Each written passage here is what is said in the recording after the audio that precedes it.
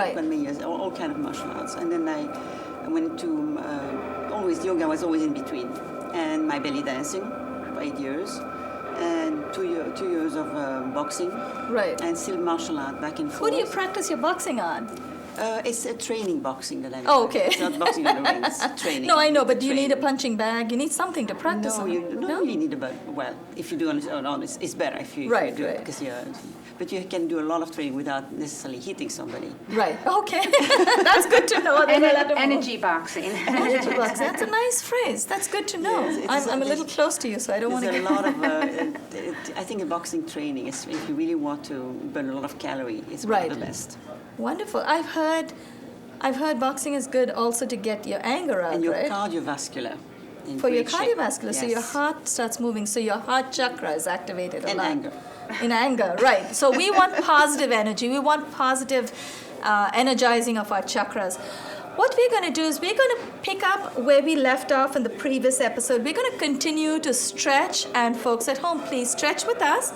Before we start our stretches, a little bit of housekeeping for ourselves.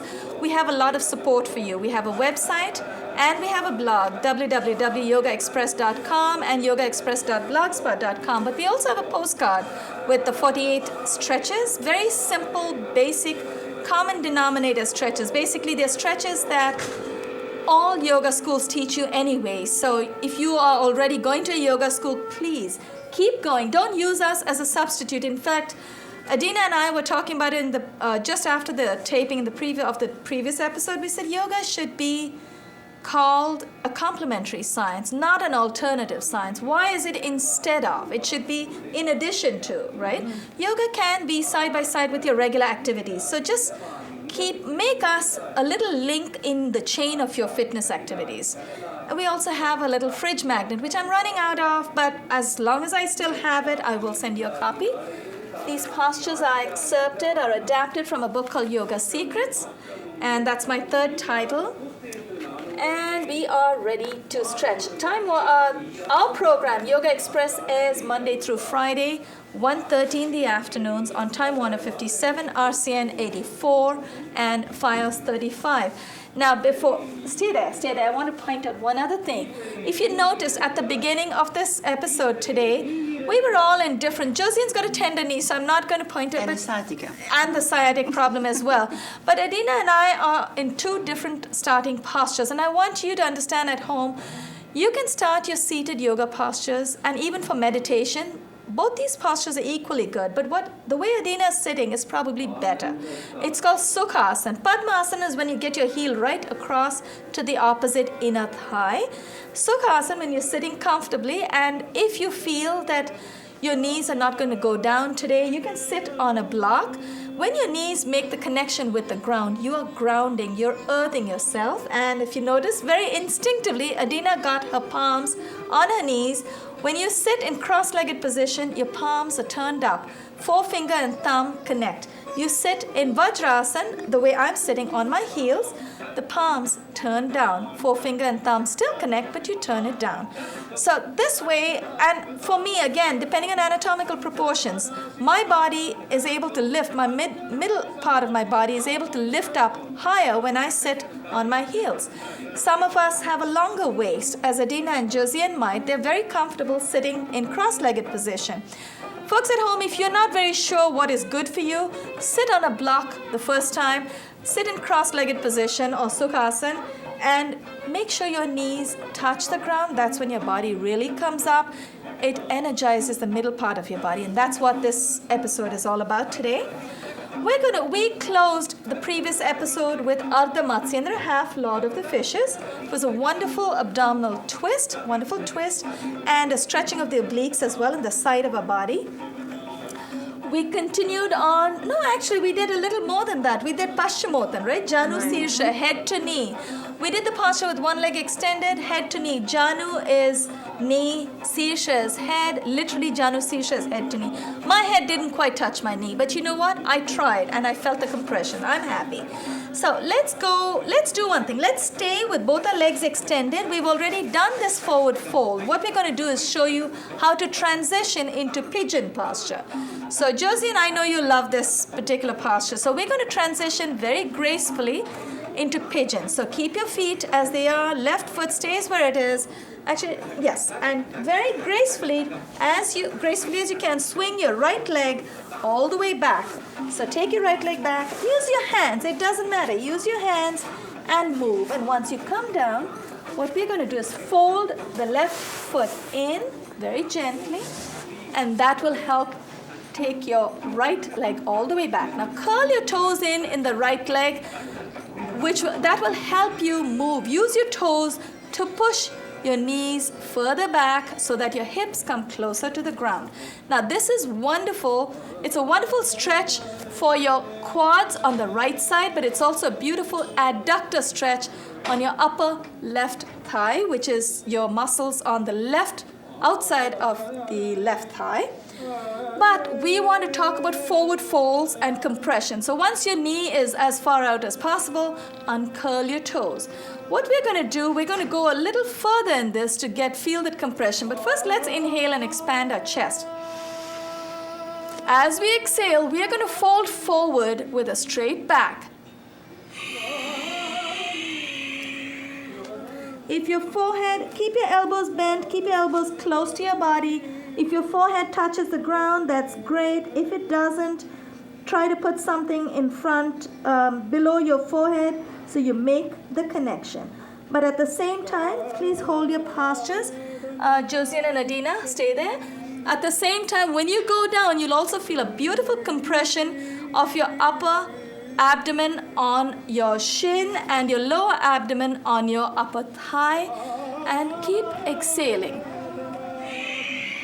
Feel a beautiful massage of your inner organs. And when we inhaled, we also expanded, increased, and enhanced our lung power. Let's inhale and come up. This time, again, as gracefully as we can, we're going to bring our right leg in.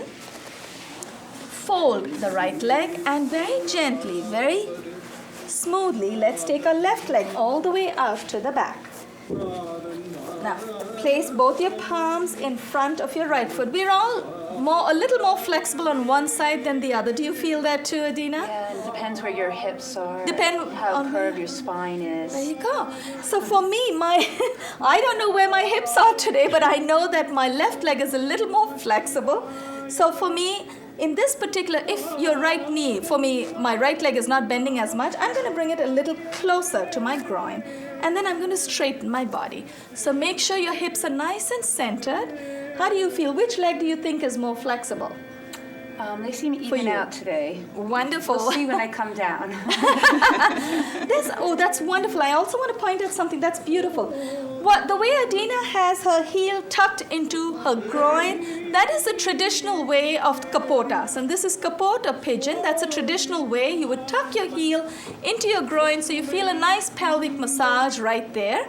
Josiane and I have our foot out just a little bit because postures have been adapted to suit people's needs. So these days we all try to work our muscles a little more. When you bring your foot out just a little bit, you actually feel a beautiful, beautiful abductor stretch. You feel a beautiful stretch on the outside of your upper right thigh. Either way, it's benefiting us. So now what we're going to do is we're going to fold forward, keep your back nice and straight, fold from the hip.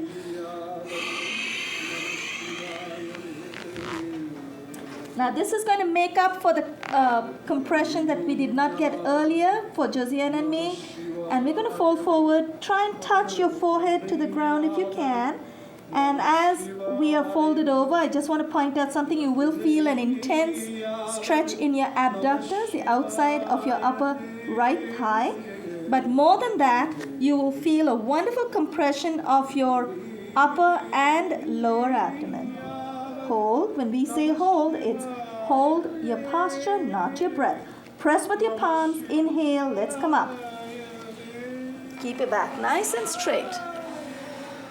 And let's bring our right leg forward. Okay, let's come and sit on our knees. We're going to come into a posture, Josiane. I want you to be very careful with this. This one is actually a forward fold, but it's such a beautiful compression. I don't want to skip Which one it. is that? Posture number 30, it's Maha Mudra. Maha Mudra, Maha is grand, Mudra is gesture, Maha Mudra is simply grand gesture. It's supposed to be a full forward fold with your hands. Is it this one? Number 30, this one. This is actually with your hands extended. We're going to do this one. Now, both of these have the legs folded under. So do your adaptation. Folks at home, if you have a tender knee, as Josiane does, adapt your posture to suit yourself. Just don't hurt yourself. You don't have to do what we do right away. Keep in mind that that's going to be the final posture, but you want to keep one leg extended? Yeah, No, one leg on the other side. on the other. That's fine. That's She'll fine. take a third leg too. So, if you want to make use of all your 3 legs, whichever legs you want to, just make sure that you feel the connection with your body. You should feel that connection, not the pain. So if you're in pain, it's probably not good for you. If you feel good when you're adapting, that's probably fine. I mean, that's all you need for today. So take care of your body. Be respectful. Be mindful of any injuries that you may have. What we're going to do, Adina, myself, and Josiane for the moment, almost, we're going to sit. We're sitting on our heels. Your feet are flat. We're going to take our hands behind our back, just for the purposes of this particular posture. I'm going to turn around and show you. Clasp your opposite elbows. Now, if you're very comfortable, you might want to take it into what's called a reverse namaste. It might need a little bit of adjusting of your shoulder blades. Place your palms together. Remember, though, that in this posture, you're going to fold forward. So if you have your palms together and you're folding forward, you will feel an intense stretch on the side of your upper arm. So be aware, and if that stretch becomes painful, release the posture, just clasp your opposite elbows. Now, I'm going to try and be a little brave today. I'm going to challenge myself. I'm going to keep my hands in Namaste, which is palms together. Keep your hips, everything in position. Keep yourself nice and balanced. Your back is upright. Take a nice deep lung full of air. So you're filling your lungs with air, and you're going to compact. You're going to exhale from the lower abdomen. Inhale. Exhale and fold forward. Compress. If your forehead touches the floor today, that's great. In order to touch the forehead to the floor, try not to lift your hip. Resist the temptation to raise your hip to bring your forehead down, because we could do that. But what you want to do really is to feel the compression of your lower abdomen and your upper abdomen on your upper thighs. Keep exhaling. And that's why it's so important to isolate your abdominal muscles, especially to exhale, and particularly in the forward folds. Let's inhale and come up. Use your upper abdominal strength and come up. Keep your back straight. Fill your lungs with air. Exhale and release your hands. Release your arms. We could try a balanced posture. I know none of us here are very fond of standing balances. Do you want to attempt a seated balance, the boat posture? It's posture number 31. Anything you want to do, we'll find out. That's a good sport. Thank you, Adina. Okay, we're going to find out how comfortable we are. The reason I want us to try that seated balance is, and it's okay with your knees. Yes, Oh, and I you love should be that. okay with the legs. I know you love it, and that's because you also are very good at it. Now, that's what happens. When we are very good in a particular posture, we end up liking it very much, which is great. And the more you practice, the better you get. So it's a very simple formula. Keep practicing so you get good at it. And once you get good at it, you learn to love it, you learn to love yourself, and then you get addicted. So this is a healthful addiction, so hang in there. What we're going to do is we're going to inhale. And I want to point out something before we get into this posture. What we're going to do is we're going to engage our lower abdominal muscles to lift our legs off the floor. And as we lift our legs, our body will lean back just a little bit. Our arms will be out in front of us. This particular posture, you can also come up from a supine position, and just be aware of the difference. It doesn't matter which position you come up in, but when you come up from the supine position, you engage your upper abdominal muscles. When you're coming up from a seated position into boat, you engage your lower abdominal muscles.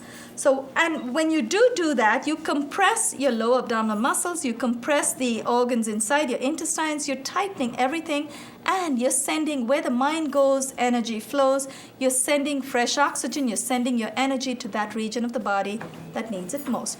Inhale, and let's all turn a little bit in profile so they can see us. Inhale, bring your arms up to shoulder height. We're going to, again, now take a deep breath. We're going to inhale, and using your lower abdominal muscles, lift your legs off the floor. Lean back just a little bit. Now, as high as you can get is fine. Make sure you use your lower abdominal muscles and hold. Exhale and release. Whew, that does take a lot of abdominal strength. In yoga, we do teach you to isolate your muscle groups. We're almost timed up. I believe we may have a couple of minutes. We're nearly there. Let's not give up on ourselves. Let's do one more posture. Baddha Kona is cobbler. Now, what we just did is called Paripurna Nava. Paripurna is full, Nava is boat. Paripurna Nava is full boat. There is another prone position, just Nava, which is more like a canoe. It's not as deep. Now, this is a posture I like because I feel very comfortable in this. So do I. Step back onto the bench forward. Right, it's a wonderful pelvic stretch as well. Keep your soles together and hold your soles with your hands. Bring your knees down. Now, if your knees don't come down today, sit on a block, sit on a little, something that gives you a bit of height.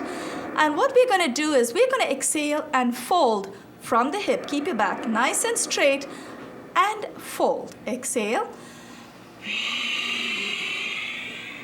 If your knees are getting in the way, push them down with your elbows. Don't resist the temptation to lift your knees to come down further. It doesn't matter if you don't come down all the way. Just feel a beautiful compression of your lower and upper abdominal region. Inhale, come up. You should also feel a beautiful, beautiful stretch in your adductor muscles on the outside of both thighs. Now, since we still have, the birdies are still chirping in our music, we have a few more minutes. Let's go into Malasana. Mala is also good. It's a seated squat. You're going to keep your heels a little closer, much closer than your toes. So your toes are out. Bring your knees out. Splay your knees. This is also a wonderful pelvic stretch. And then Adina is already in position. Malasana, place your palms together.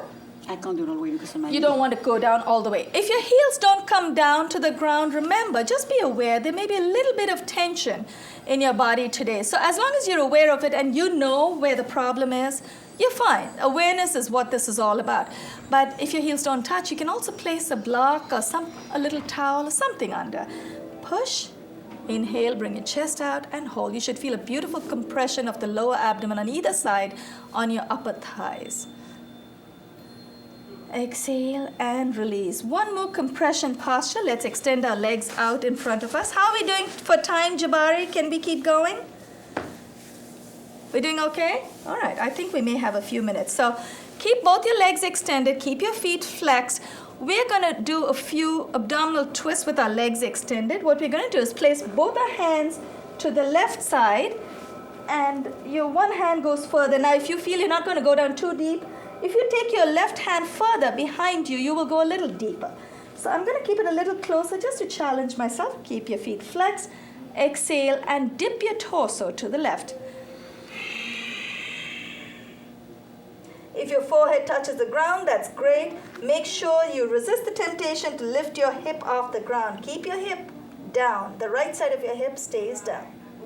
Inhale, come up. Let's twist to the other side. Exhale and dip.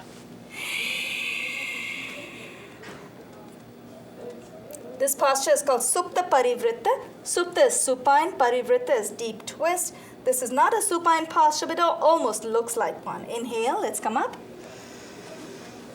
Whew, how are we doing for time? Jabari, can you give us a cue? Rosette? Okay, they've all left us. The crew has left us. We're fine, we can keep going. Do we have a minute? We're almost out?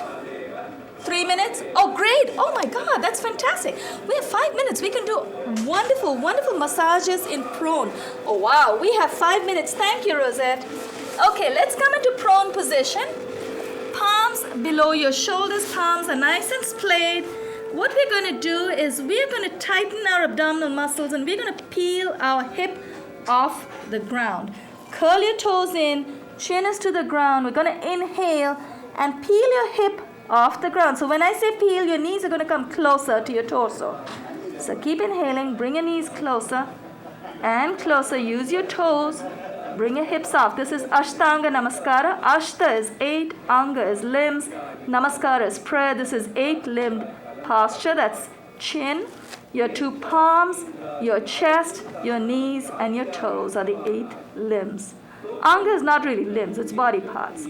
Now, what we're going to do is we're going to straighten our legs and we're going to glide out into Bhujang or Cobra. Straighten your legs, uncurl your toes, straighten your legs. Inhale, come up. There's not too much explanation required in these prone positions because you already know what's happening.